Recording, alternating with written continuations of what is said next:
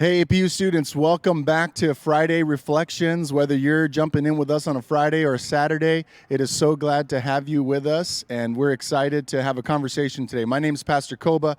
I serve as Dean of Spiritual Life here at APU, and it's been awesome to be back on campus, seeing you in chapels, whether they be out here on Trinity Lawn, which is where we are right now, or in the Felix Event Center, or even if you're joining us online. It's been awesome to be back together. And today I have the privilege of having a conversation with a few friends, couple friends who are in ministry right down the road at Foothill Community Church. And they're going to be joining me in a conversation as we continue to talk about Exodus. Our university passage for this year has been Exodus 16. And we've been focusing on what it means for God to provide manna, bread from heaven in the wilderness in the middle of nowhere. But today we're going to be focusing on a passage of Scripture just before the manna passage in Exodus 16. So I'm really looking forward to hearing some insight from a couple pastors here in the local area. So why don't we go ahead and have an opportunity for you to meet them. I want to introduce them to you. This is Pastor Adrian. This is Pastor Kate. Again, as I mentioned, they're pastors locally. Why don't you go ahead, Pastor Adrian, introduce yourself. Tell us a little bit about yourself, who you are, what you do, and why you're happy to be with us this morning. Yeah, absolutely. Thank you. Yeah, my name is Adrian, and I'm lead pastor at Foothill Community Church, just down the road here. And my kind of journey here with APU and in the community of Azusa goes back pretty far because I grew up here in the city of Azusa. Kind of a knucklehead kid, involved in things that shouldn't have been involved in, but had a radical transformation when I met Jesus in my late teenage years, and have been serving in ministry here in the community for about 16 years ever since. And currently wear a couple different hats, and so, like I said, I'm lead pastor at Foothill Community Church. I'm also the founder and executive director of a youth mentorship and discipleship organization called My Third Place, also down the road. And then I'm also on the Azusa Unified School District Board of Education, where I serve as vice president at this time. And hey, everybody, I'm Kate. I'm the associate pastor at Foothill Community Church, along with Adrian and my husband, Leaf. And I also am a co-founder of a ministry called the Junia Project, which advocates for the equality of men and women and for women at all levels of church leadership.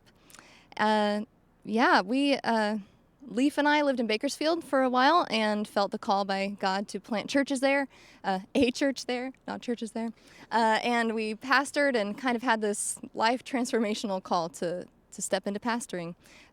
We came down back into this area where I grew up too, and we were coming to help my parents with the health journey.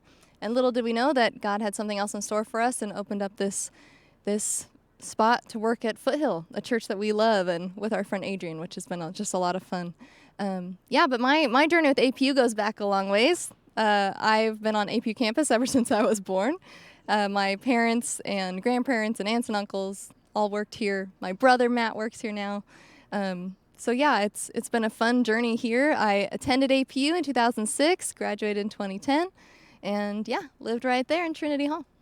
That's awesome. Thank you so much, Kate and Adrian, for being with us this morning. And even as they just briefly introduced themselves, I'm just thinking of the connectivity and the ways in which you individually, as well as the things that you're part of and help lead, have been instrumental for the APU community. And as APU students, I want to encourage you, find a local church, find a space where you can go and worship.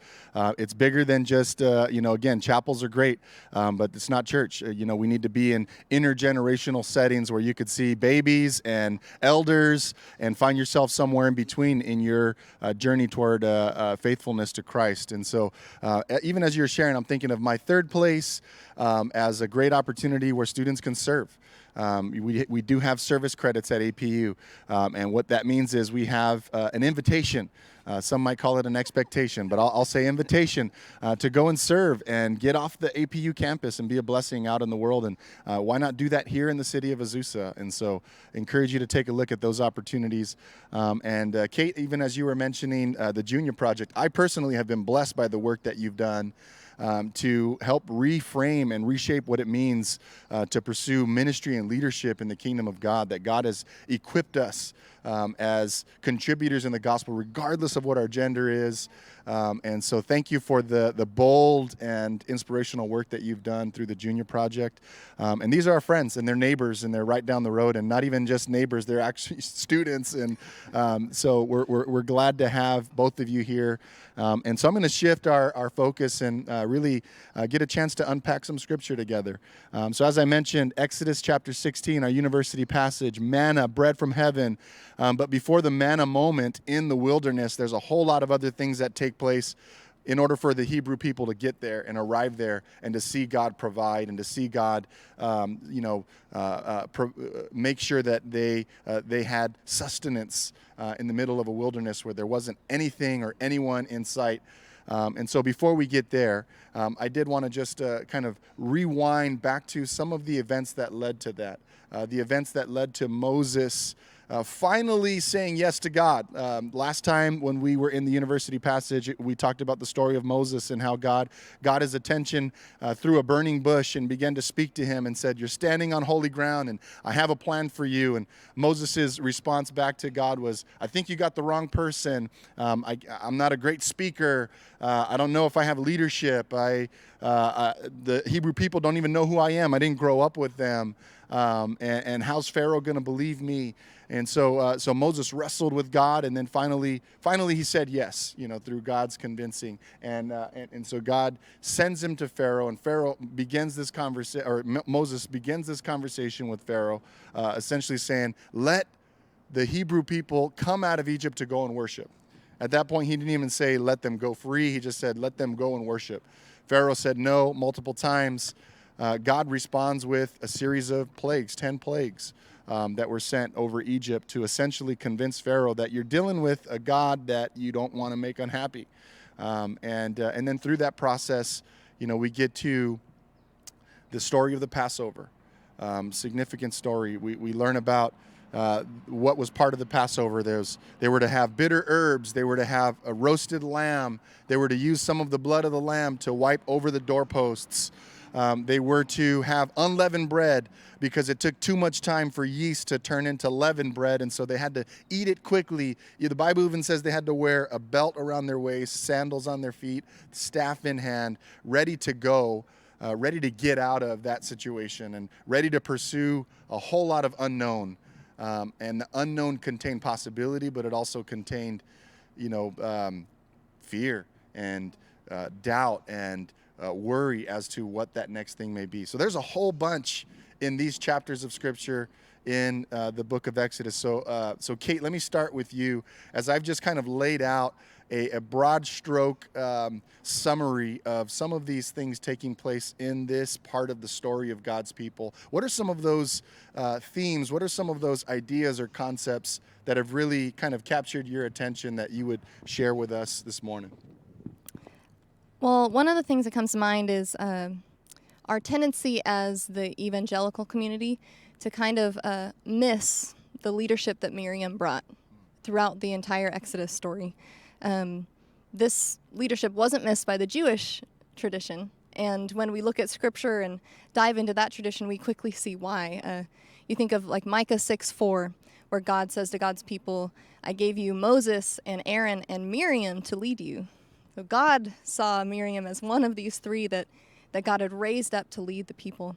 I think of the fact that Miriam is the first woman in the chronology of Scripture to be called a prophet.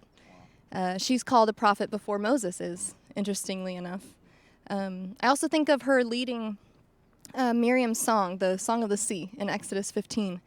And fascinatingly about that is our scriptures seem to maybe downplay her story, but when one of the Dead Sea Scrolls was found, the 4Q365, when that one was found, it had an expanded version of Miriam's song, of the Song of the Sea, and it seems to predate what we have in Exodus, and seems that she was really the one who led the people in this worship after they came out of the sea, out of Egypt. And in that fragment, it actually has this statement that God raised her to the heights. seeing how the Israelite people actually saw her as a leader in that time. So when I think of themes, I think of that. I think of what might that say for us. Perhaps that that women aren't relegated to the back seat in the church. That God calls both men and women to lead and to serve in those capacities. I also think of the idea of liberation. I think of this idea. You have Moses and Aaron and Miriam, who were all called by God to the work of liberation in the Exodus. I have this idea of, the exodus of God's people out of Egypt was formational for the people of Israel. And I would say it's foundational for us today. You have this idea that we are all children of Moses and Aaron and Miriam. We are all children of them, descendants of them, with work to do, with songs to sing, with liberation to proclaim until every Pharaoh is dethroned and every captive is set free. This work of liberation is something that God called them to in the Exodus, but I think it's something God calls us to today as the people of God. Amen. Thank you for sharing that, Kate. Powerful. Powerful reminder of being able to see that this was not a one-person show. It never was. And in fact, I think that's amazing. In fact, as I was studying some of the commentaries on this passage, there were consistent reminders that the way that God interacted with his people, even the sacrificial lamb, was something that we might say, oh man, how cruel of a religion to institute this practice, when in reality, many of the religions in that region at that time were sacrificing people. And so the invitation for an animal to take the place of the people in and of itself was a show of compassion and a demonstration. And thank you so much for sharing that, and even that invitation and responsibility to carry forth the work of liberation as descendants. Thank you. Adrian, share with us a little bit. What's a theme? What's something that stands out to you from this selection of stories? Absolutely. I mean, rich, just history. And I would say one of the themes that sticks out is just utter dependence on God. Even as you talk about this whole theme of being ready, so you sit with belt and sandals and staff. The concept is you don't know when, you don't know how, you don't know what, but that there is a readiness to follow and to respond to God. And I think as followers of Jesus today, that still reigns true. It would be great if we always had things figured out, if we always knew what next steps were, if we always understood what the call was and understood exactly how to achieve the task that's before us. But the truth is, oftentimes we find ourselves on the way. We find ourselves being called to take one step without knowing what the second or third step looks like. And so how do you still, though, remain faithful in that? And when we look at these steps, we look at how Moses responds, and even the complaining, people of God as they're responding and taking next steps. It's not known what is next, and they find themselves up against obstacle after obstacle, and God only reveals to them so much. And again, I think it just communicates just our utter dependence on God and what it looks like to live a life of faith. And when you do so, it's not boring. You end up not having a boring life when you are saying, I'm going to choose to, instead of waiting to have it all figured out, let me take one step at a time as God calls me. It's a beautiful thing for us today. Absolutely. Thanks for sharing that. And again, I know there's so much happening in these stories, and we could dive in and spend so much time on just a few verses at a time. But even as we have this conversation, one of the things that is throughout this narrative of God, utilizing these leaders, using Moses, Aaron, Miriam, others of the elders, and rescuing his people, one theme that just keeps coming up over and over again is this theme of remembrance, right? Even as the Passover meal is described, there's this kind of aside in the story that says, and this is why every year, on the first month of your calendar year, on the 15th day, when your children ask you about this is what you're to say. There's this instituted theology of remembrance throughout these passages. Even Miriam's song in chapter 15 to kind of remember, this is what God did. And this is why we are no longer slaves in Egypt, because there was this moment where it didn't look like there was any hope for this people, and God remembered his covenant. And so even just thinking about this theme of remembrance, what is the significance of remembrance for us as people of God? What is the significance of remembering what God has done in us or in our families or around us in terms of even history? Yeah, no, I would say, I mean, it's huge. If we had to, when we find ourselves in situations or in places where we're just kind of navigating life without taking the time to pause and reflect, I think the tendency is to kind of think about the things that occupy our moments and our times here and now. But I think it's significant that we think back and remember those significant points where God moved, where we found ourselves, up against a Red Sea, and when we're up against the Red Sea and there was no way out. Who was God in that moment? How did God move in us and through us in those moments? Kind of as I was reflecting on this thought and this concept, thinking about what are some of those moments in my own life. And so for me, I would say it's May 5th. Cinco de Mayo, but not for the reasons maybe that we would say for everybody. Okay. But for me, May 5th, 2005, that was I got in a car accident. Basically, I was hit by a big rig, and as somebody who I was driving a little car, got hit by an 18-wheeler, and that was the beginning of the shift in my life, where God had been drawing me closer to Him, but that was the beginning of the end of my life as I knew it, as I began to follow Him. And so, every year when the 5th of May comes around, I can't help but pause and reflect on an experience that I had that I wouldn't wish on anyone. And at the same time, I wish it on everyone, that they have that kind of experience where they meet God and there's this tangible moment that they look back on. So I think for each of us, whether it's within our families or whether it's within our communities or just even us as individuals, that we have those moments that we can pause, look back, and remember where God was and what God did, and the significance of that for us today. That's good. Yeah, I think of in our tradition as Free Methodists at Foothill in Azusa, we follow the liturgical calendar, the calendar that the church sees as drawing us forward, and the next season would be that of Advent, and then Christmas. And what do we do at that point? We remember that God came, that we couldn't get to God, so God came to us. We remember the story and we tell the story again and again. It becomes a rhythm in our yearly calendar, and then you move forward to Easter and Holy Week, and that's another time of remembrance. We remember all these things, and they mark us as the people of God, and we tell our kids, and our grandparents told us, and it's this thing that we bring forward. I think of even Jesus pulling that imagery, right, of the sacrificial lamb, that the people of Israel always remembered what happened at the Exodus, and that they had put the blood of the lamb over the doorpost, and that they had this Passover meal. And at Passover, Jesus institutes the Last Supper and says, "Do this now in remembrance of me."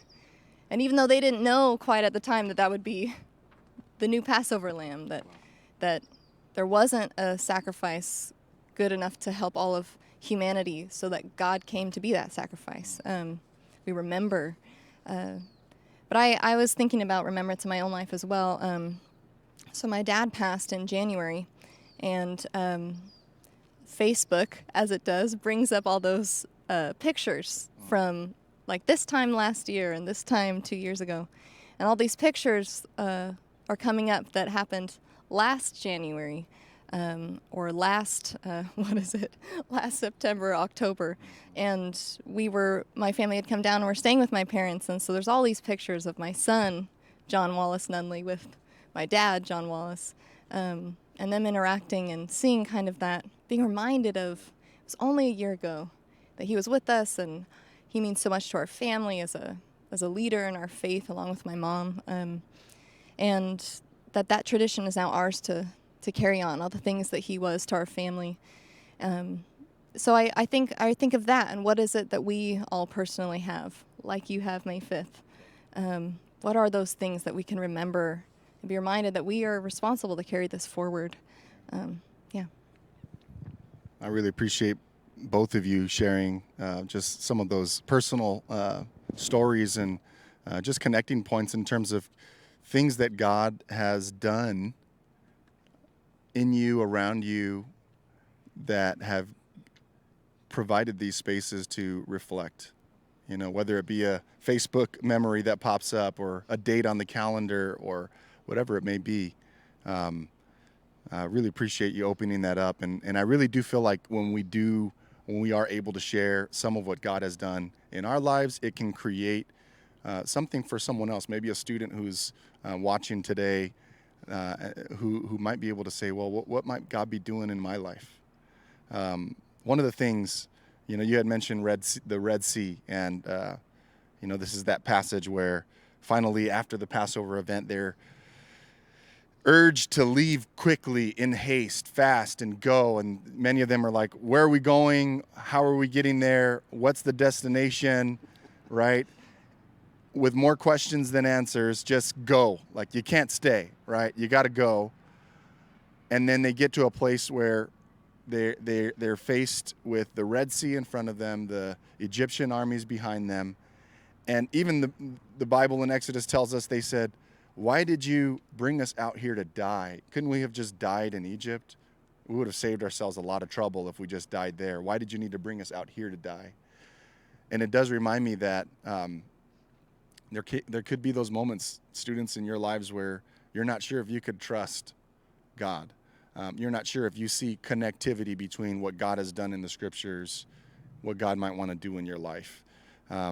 Maybe you, like the Israelites, are in this place and immediately thinking, wow, I saw God doing some really cool stuff. It looked like it was all going well. And then all of a sudden, boom, Red Sea in front of me, Egyptian army behind me, challenges, midterms, financial issues, relational struggles, anxiety, social anxiety, whatever it may be, things that are beginning to kind of cause you to wonder, is God really with me? Does God really care? And as you reflect on even just where you are right now, I want to kind of open it up for conversation. Like, as you reflect on where students may be, and some of them who are like, I don't know whether or not I can really trust this God, and you know, what words of encouragement, words of wisdom, or words of just that you'd like to share with students regarding this kind of idea that sometimes we are faced with the Red Sea in front and armies to our back. Yeah, we definitely have those moments. You know, in our young adult group, we're talking through different things that Christians tend to say that maybe aren't always as helpful. I think one of them is God won't give you more than you can handle, which is a misunderstanding of a scriptural verse. But I think the truth is that eventually in our lives we find out that there are things we are given or that happen that are more than we can handle, like the army behind us and the Red Sea before us. That's more than people could handle on their own, right? That's more than Moses and Aaron and Miriam could handle for the people. And so it required God coming in. And that's the beauty of the God that we serve, is that our God is a God who makes a way when there isn't a way. That although we might not be able to see what it might be, like Adrian said earlier, taking that next faithful step, one step at a time. I even think, you know, after they go through the Red Sea, and you guys will get to this, but they get to the desert where God leads them in a cloud by day. So they're wandering around the desert in a cloud, and they can't see anything. All they can see is the next step that God has for them. And I feel like, you know, maybe in this world with this pandemic and quarantine, and I know some college students are probably feeling like, really, this is when I get to go to college. This is what it looks like. But I think that's exactly the right situation for APU students, specifically for students at APU. I think students who know that they are a part of a bigger plan of God, that who know that they can not only learn, but learn about God in all these different areas, that they can step into the world and see, I have more to bring than just these talents I have that I learned in college. I also have this faith to bring forward, this hope to point to. I think the world needs exactly those people. And I think even though this season might be strange or feel like we're in a cloud or feel like we're pinned in, exactly what Adrian said earlier, maybe all you see is this next step, but that's how God has led God's people before. And that doesn't mean God won't make a way, and doesn't mean that way might not be exactly what you need. Yeah, and when I look at this story, I see God calling seemingly insignificant and unqualified, for all intents and purposes, unqualified folks to do seemingly foolish and just wild works that in doing by responding to God end up shaping like the trajectory of an entire community. And that's, I think, significant for us when we think about how might God want to use me as a one person? How might God want to use the three of us? How might God want to use this small group? Because the temptation is to think that is to become cynical.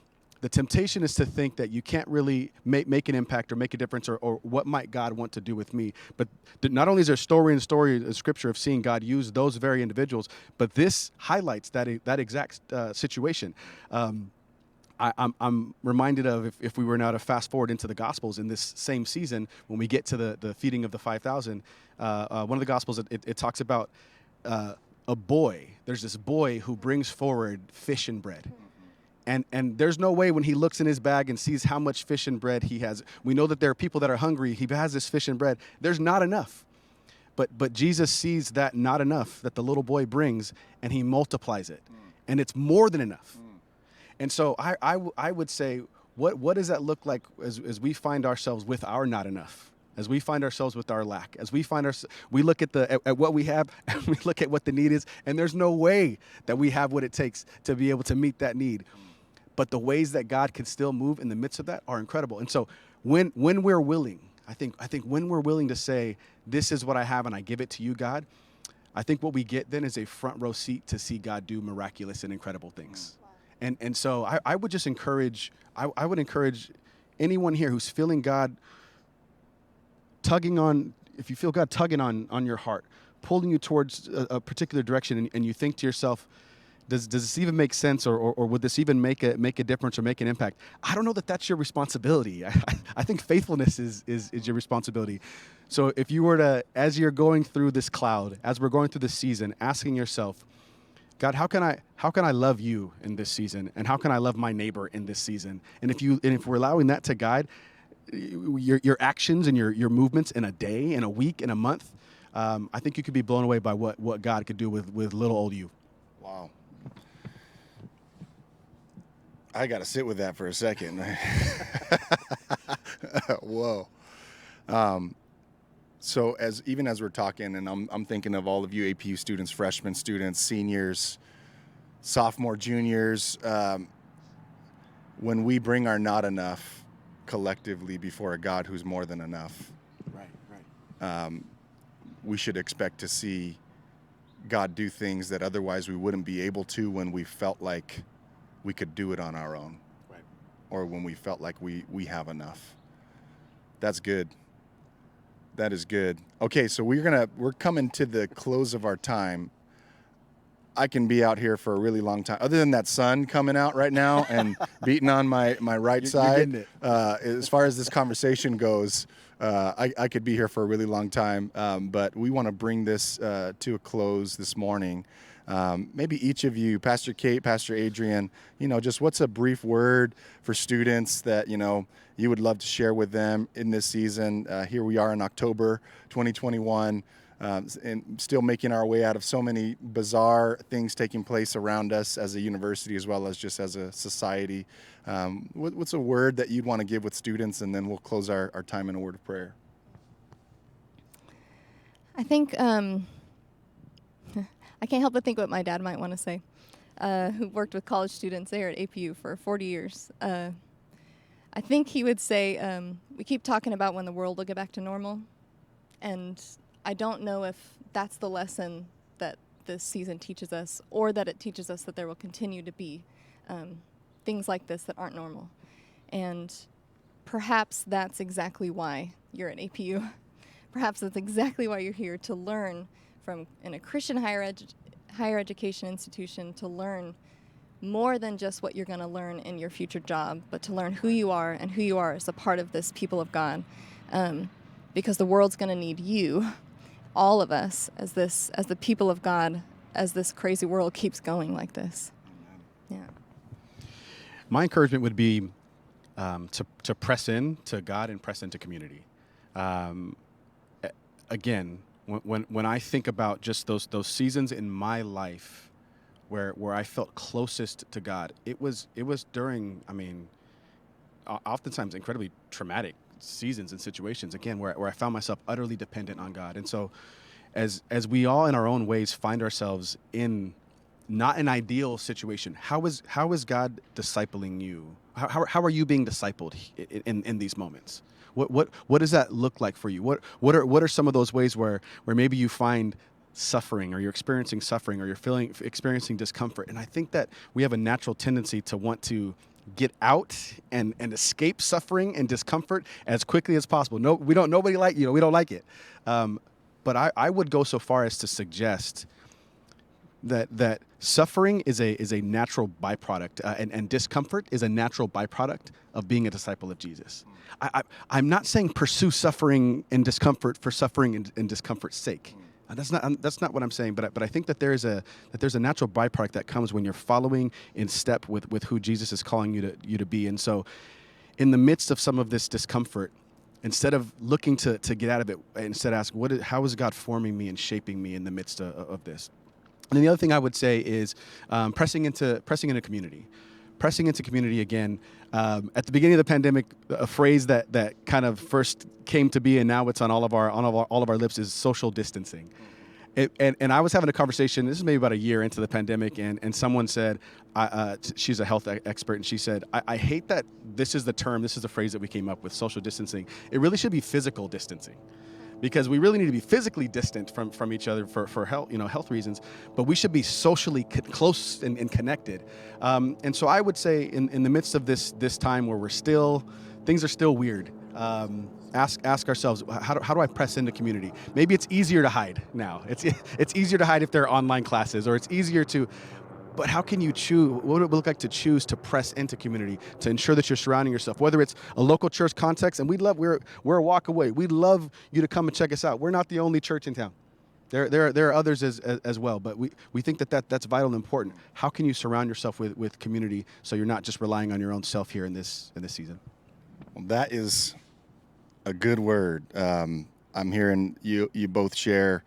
Let's not wait for some kind of normal to return, but in what ways is God doing something in us in this moment intentionally to prepare us for now and for future faithfulness to Christ?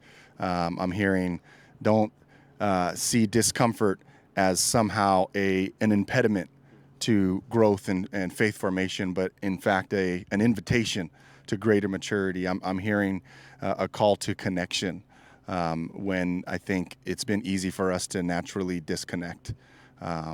Thank you so much, both of you, for your time. Thank you for sharing with us what God's placed on your heart. It's truly a blessing. Kate, would you mind closing in a word of prayer, and then we'll wrap up our time? Sure. Gracious God, we come before you knowing that even when we can't see a way forward, you know what that is, that you make a way for us. We're so grateful for our time together and for what you will teach us at APU through the study of Exodus. We look for you there. Please meet us there. In Jesus' name we pray. Amen.